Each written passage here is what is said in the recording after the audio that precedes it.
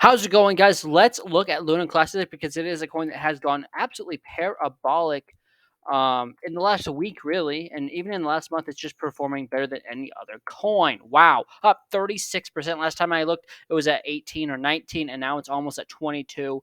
It's going parabolic once again. If let's just go out to the weekly chart just for a second. So right now, it's going insane. It is steadily, slowly going up, at least on the weekly chart, right? Let's go to the daily chart where there's more data as far as RSI goes. Daily chart's getting very overextended currently on the RSI at 95. So tread cautiously, but it is having a very nice run. 4 chart is also high. So smaller time frame is still very high at 93, 94, 95. Let's go look at the 1 hour. 1 hour's topped out. Trying to go for another small rally, but the 1 hour has almost no gas left in it. The 4 hour is very close to running out of steam, and as is the daily.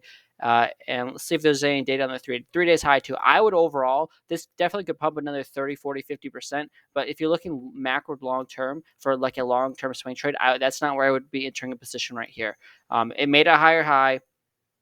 It made a higher low compared to this low down here. So it is an uptrend as of right now. I would wait for the next pullback, assuming it makes a higher low, and then get in on that. For right now, I think it's gone up too much too fast. If you're doing a day trade, then don't listen to this. But if you're trying to open a swing trade right now, I don't think right now is a great time to get in. The time you'd want to get in would be, say, if it makes a new low around 15 or something like that. But what you can't do is you can't go lower than the previous than this high right here. So I would want to see it hold 12 if it were to go for another retest, which is about 50% drop for where we are now. But that's the absolute lowest I would want to see it go. Let's go to the 4 chart and see if we see any chart patterns. Nothing that I see right now. Let's go to the 1 hour. Again, it's kind of just going parabolic. So overall, it just a stay away from me zone based on what the RSI is at. And I don't see any bullish patterns right now. If anything, we're probably in a rising wedge here. So which is breaks to the downside 70% of the time. So overall, I would stay away. We can go to the 4 hour chart really quick and kind of see where our resistance points are. Or I should say support. So you had a local high here, which was at 16.6 or 17. So that would be your support on the way back down. Because we've gone up so fast, you don't have a lot of other points to look off of. That was another local high right there at 18.8 or 19. But beyond that, your next resistance, technically, if you can call it this, if this wick is accurate, would be all the way up here at 45. So it could technically go up to another 100%.